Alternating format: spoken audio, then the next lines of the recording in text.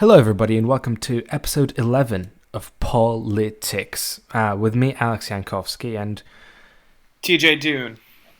TJ's back, and today we're doing a bit of a duet, and we're doing it on the Super Tuesday Democratic primary.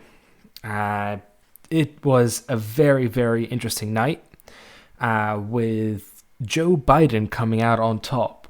In this episode, we're going to cover all the candidates that were there in Super Tuesday and see what the expectations were, what results show that happened, and then what is their path to the nomination. For some of them, as we'll later talk about, some of them dropped out.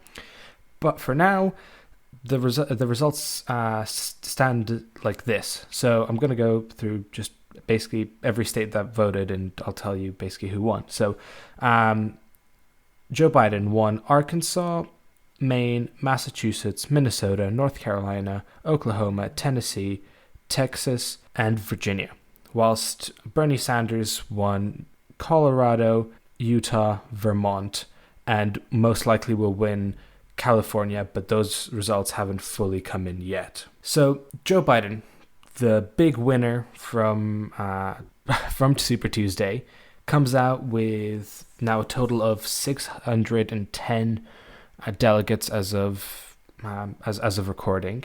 So, what do you think? What do you think happened that he just basically came out of nowhere and won Super Tuesday?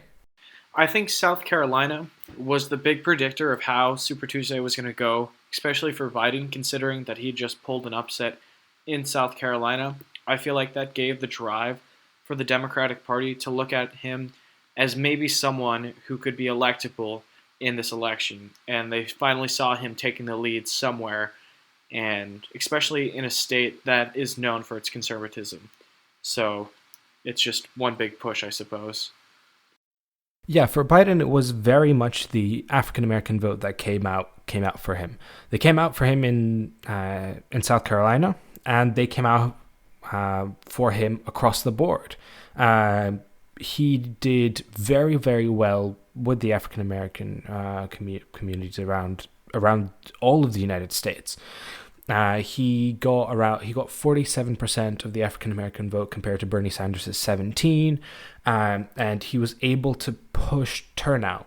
Bernie Sanders, he has his base, and comparing with the numbers that we see in 2016, we actually have seen a decline in the overall popular vote of how many people showed up to vote for Sanders. So with Joe Biden, he was able to push voters to come out and vote for him, and at the same time, he was able to get these basic undecided voters, which we were talking about all the time, because most of the time there were around 50 to 60%, or later, closer to the election, closer to the different primaries, it was more 20-30% of people who just were undecided. They couldn't decide which candidate, and the ones that had decided in the last 3 or 4 days before Super Tuesday, they overwhelmingly went to Biden.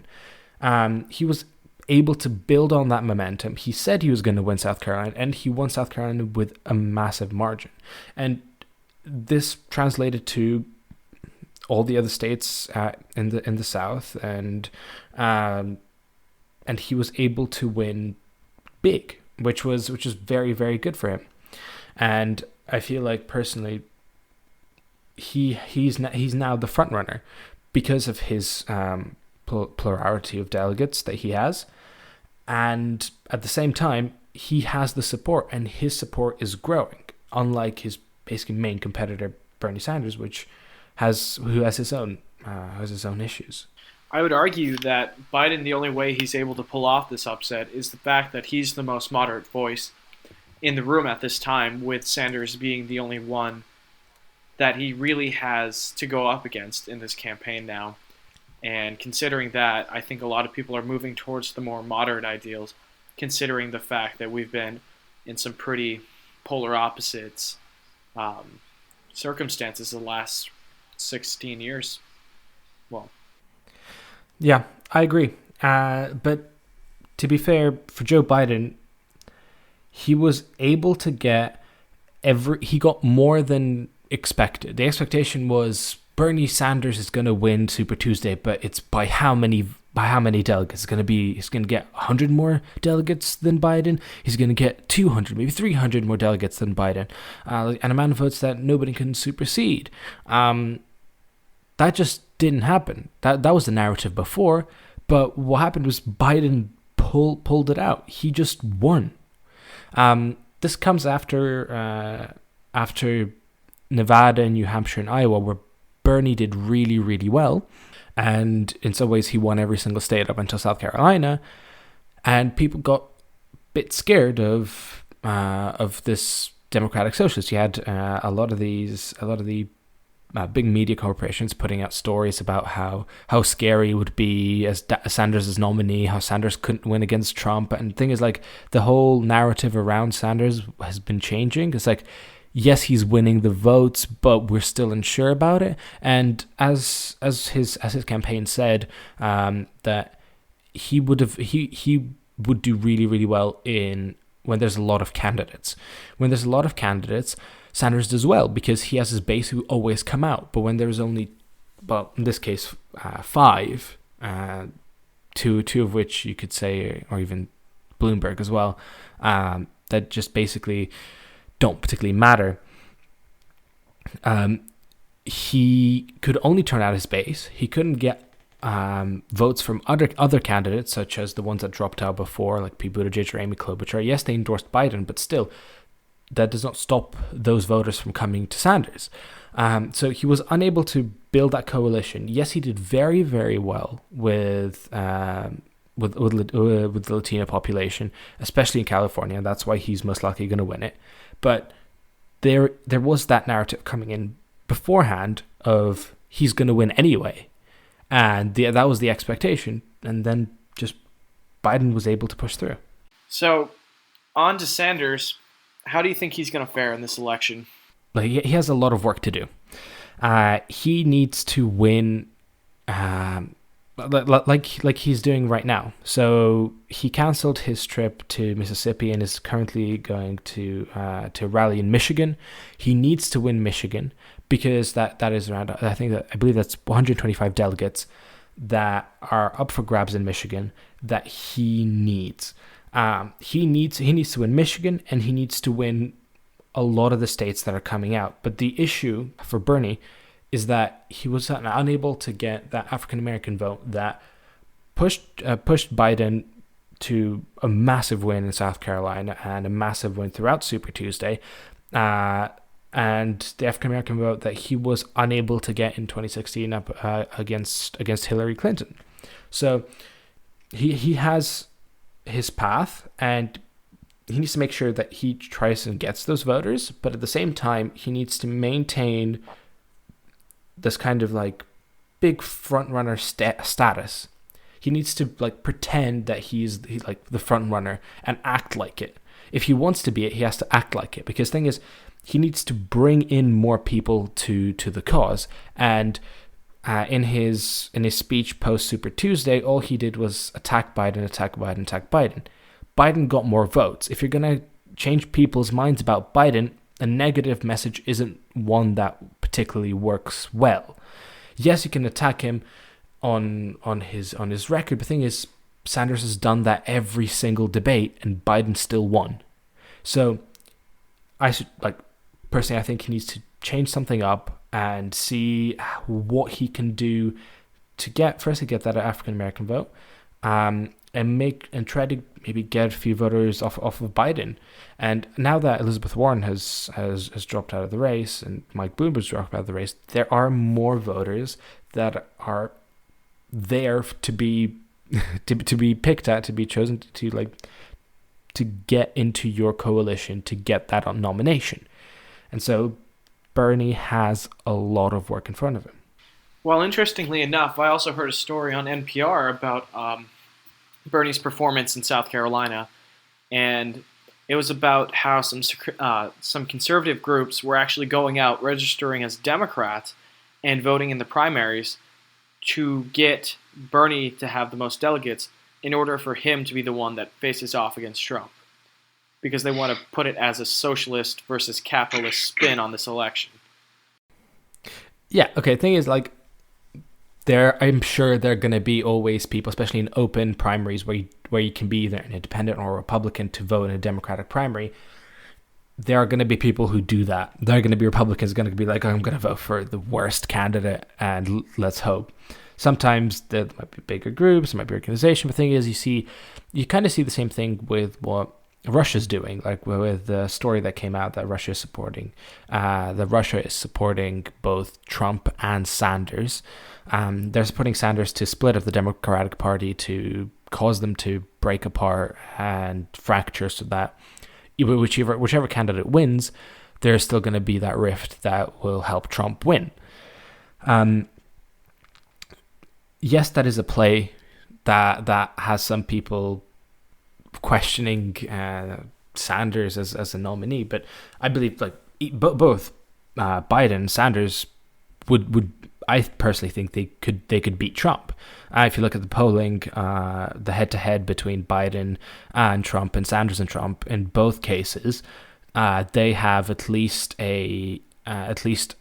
somewhere between a 5 to 10 point lead in the general election. Yes, that's not electoral college, but when you have 5 to 10 points, that is more of a difference than what we had in 2016 between Hillary and Trump. But the biggest issue that I saw coming out of South Carolina and Super Tuesday is the young vote. There weren't a lot of young people that Bernie was able to turn out. Yes, there were young people who turned out for Bernie, but there weren't more of them. It was somewhere around or less than what he was able to do in 2016, and that was one of the major issues. He was unable to pull that through. Biden does very, very well with older voters, and that is kind of his strength, and that's why he was able to win a lot of the southern states where we do have some of the older voters coming out. But here you had Sanders having his coalition basically not show up to the same extent. Yes, we had record turnout in this election, in this primary, for many of the states, with some voter turnouts being hundreds of thousands more people than the record numbers we saw in 2008 when Obama was running against Hillary Clinton in the primary. So you have a lot more people coming out, and those people are choosing Biden, and that is something that Sanders needs to change. And a message of his message of this global mass change is great for the young vote, of course. Especially for the young vote. But I would say at this point you can't change your progressive message. That would be political suicide. Okay. But at the same time, you need to be more of a unity candidate to bring people together, to get more people into your coalition to go forward. Now, Bloomberg, what a dude in Samoa.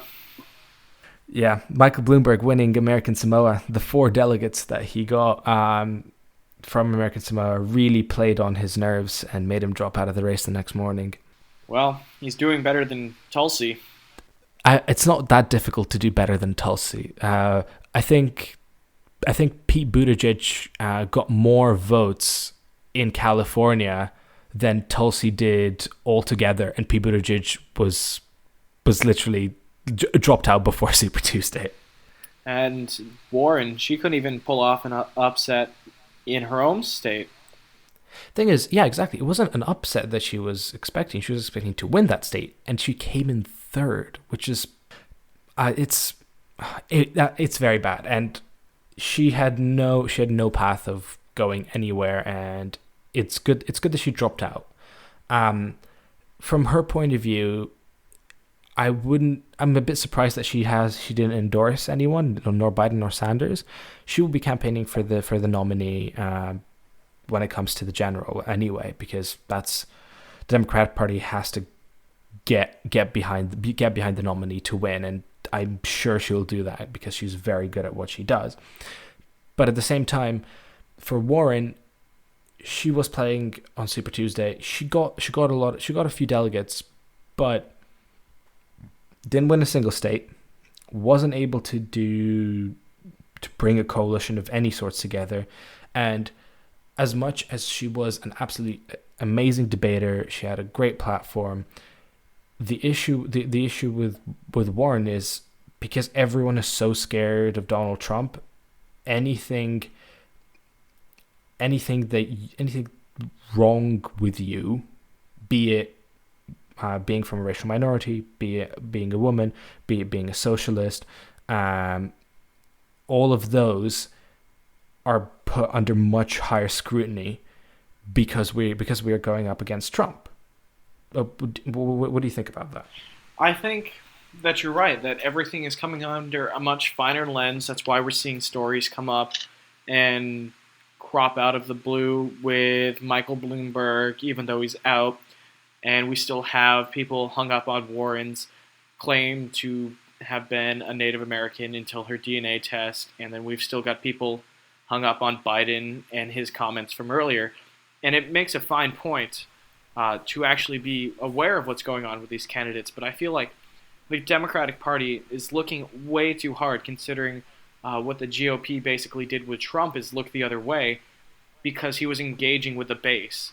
And what needs to happen is I think the Democratic Party kind of needs to take the gloves off if they're going to be able to go up against Trump and just look the other way for some stuff. Because honestly, they need a candidate that can get in there and mobilize a base just like Trump did in 2016. If not, we're not going to see the results that the Democratic Party wants.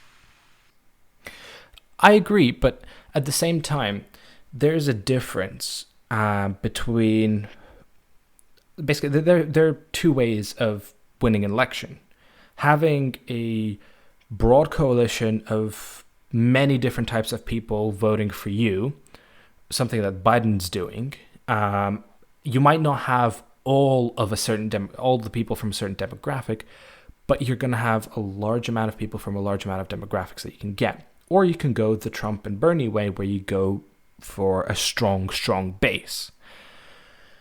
So there is an issue with the base argument, especially for Democrats. So the Electoral College is biased towards a conservative ideology because of the states that are in play. And in this case, it is biased towards the Republicans. That's why Trump won in 2016, even though he lost by 3 million votes in the popular vote. That is just the case. And if you're going to have a base versus base election, you start with a big problem because you already have the system that is a little bit skewed against you. Right. That's why we're also talking. That's why Bernie needs to spread out and get a larger coalition under him to be able to show that he can do that, and to actually do that to firstly beat Biden, and then if he's able to beat Biden with that, then he's able to beat Trump with it. Because if you're able to turn out more people and you're able to turn out more people for you, then you can win that nomination. And then you can win the election, because you're not going to have, especially so with Biden and Bernie, you don't have these massive negatives that are holding them back. That would be something that would just be totally horrific in an election.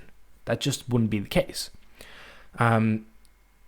So you have these two very strong candidates that could both beat Trump, but they just need to spread out. So I want to talk a little bit more about Michael Bloomberg. He spent just over $700 million for trying to run for president. It feels like he just tried out a hobby for 2 days. The only 2 days that he showed up was the debate where Warren did to him what she did to him, and it was a lovely watch. But I feel sorry for Bloomberg. And then the second day he showed up was Super Tuesday. his play was on Super Tuesday. He spent $700 million in ads, and it didn't pay off. Yes, he yes, he got 59 delegates, but at the same time, he only won American Samoa. It was an absolute flop and failure, and I'm happy that he will support the Democratic nominee when it comes to the general election, but at the same time, there was literally no point of him joining the race. I would prefer him not spending the $700 million on promoting himself and attacking other candidates. I would prefer him to spend $1.4 billion as he's promising, all against Trump. We hear, I feel like, a bit of a consensus that what was the point of Bloomberg joining anyway? We never saw him as a proper candidate because he came in late. He wasn't there for the early states, and now you see he wasn't even serious about it. Yes, he has this massive amount of staff and he spent so much money on it, but it was just a massive failure. And I feel like this shows that, yes, money plays a big role, and that's why he got those 59 delegates, and that's why he was on stage, and that's why Tom Steyer was on stage for the Democratic debates, because he was able to finance himself. But as we see there, you have to be a good politician to do well in a primary, because money is very important, but money isn't enough. Right, it can only buy you influence to such an extent, and as we can see, it literally only got him Samoa, with his only 7 staffers on the ground. Yeah, the only campaign to have any staffers in Samoa, the 7 staffers he had there, did a great job for him. They did do an amazing job, and those 4 delegates went a long way to stop Bernie Sanders from beating Joe Biden. I hope they get bonuses. Yeah. So, yeah, that was Michael Bloomberg. So Tulsi Gabbard is still in the race. Do you think she should just take a page from Warren and drop out? Well, thing is, her page was there before Iowa, but hey. That's true. Like, so if you're Tulsi Gabbard, yes, you're still in the race. You're not looking for the Democratic nomination at this point. You can't get those. You literally can't. There is no way that she's going to get the Democratic nomination unless every other person who is running for president dies. Which is plausible. That is possible. They are quite old, quite old people. Yeah, it's funny how now Donald Trump is the youngest male running for president of the 2 major parties.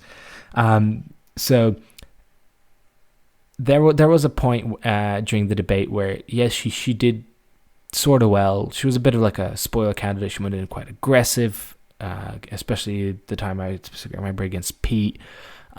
She went pretty aggressive. She went pretty hard. She had a bit of a bump, but then you had the scandal where Hillary Clinton called her a Russian operative.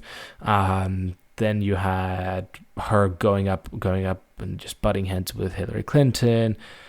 As much as people have their questions about Hillary, she's still a stalwart of the Democratic establishment. And there are a lot of people who still support her. And then from Tulsi's side, she went up against her. That brought her up a little bit in the polls because just her name ID was a bit bigger. But she was very, very she was more moderate than any other candidate other than probably Bloomberg. So Tulsi, it was nice knowing you. And I wish her all the best because she could do really well. But not in this presidential cycle. No, I just think there's so much for the Democratic Party to lose at this point that I think she should just throw her hat in with either Sanders or Biden just to save face. Yeah, but the thing is, at this point, it doesn't matter if she throws her hat in it with either of them, and or like thing is, if she leaves or if she stays, that might be the difference of 0 delegates, because she's not going to be winning any more primaries unless she wins Hawaii, which is possible. But thing is that even if she were to win, it wouldn't mean much.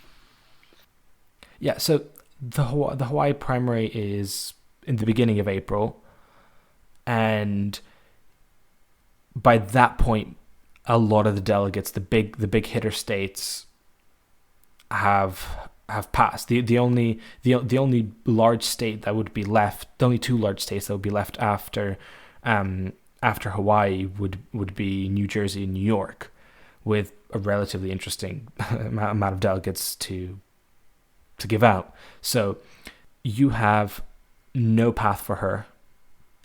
Personally, I think it doesn't matter if she drops out or stays until the convention, because it doesn't matter. She's not going to win the nomination. And I feel like there is no more point of talking about her as a serious candidate, or as even a candidate anymore at this point. Talking of future primaries, the next primary is going to be on Tuesday, March 10th. It's going to be Idaho, Michigan, Mississippi, Missouri, North Dakota, and Washington. What are you thinking for those states? Well, I think we'll have a high voter turnout for most of those states, except for Washington, considering the current outbreak of coronavirus. Although that could be also another mobilizing factor, considering the handling of this outbreak with the current administration, but who knows? I feel like I don't agree with you that it will be a motivating factor in the primary, but in the general, yes. I feel like that should be part of the Democratic message of, look how much of a failure the response has been. But feasibly for Bernie Sanders, you could see him winning Washington, because the West Coast is very much Bernie Sanders leaning, and especially with Seattle being a very progressive leaning city, just like LA and San Francisco. So Washington has been predicted to go to Sanders. Idaho is also leaning Sanders, but then the rest of the states are leaning Biden, and Michigan is the big prize on Tuesday, on the 10th. With those 125 votes, if one candidate does really, really well next week, they are looking to overtake each other, because Michigan is very, very important, because you have those African American working class and white working class voters in Michigan, which the Democrats need to turn out, and they need to have on their side to do well against Donald Trump in November. So, with that in mind, who do you think is going to get the nomination? At this point, you have to lean Biden. There is a way, and it's still very, very possible for Sanders to win the nomination. And it is very, very up in the air. But I personally believe that the Joe-mentum that is currently sweeping the United States will be, especially in the first 2 weeks, where you have Michigan and Florida with those big delegate counts coming in. You are going to see Biden do well, especially in Florida after the news of Sanders talking about his views on Castro. And so you'll see the large Cuban population in Florida turn out against him. And yes, he's been trying to rectify that, but at the same time, it's not particularly worked that well. You have people that are angry at him. But from Super Tuesday, Biden is the front runner. Biden has done extremely well. He has the momentum. He has the demographics. And with the states that are coming up in the next 2 weeks, you see demographically that Biden's going to win most of them. So we will be waiting for those delegates to come in, and we will be we'll be making more of these episodes as more results come out. We're going to be keeping you up to date with anything new that's gonna happen in the Democratic primary, and we're going to be with you up until the election, probably after the election. Where we are dedicated to this podcast, aren't we, TJ? Yes, sir.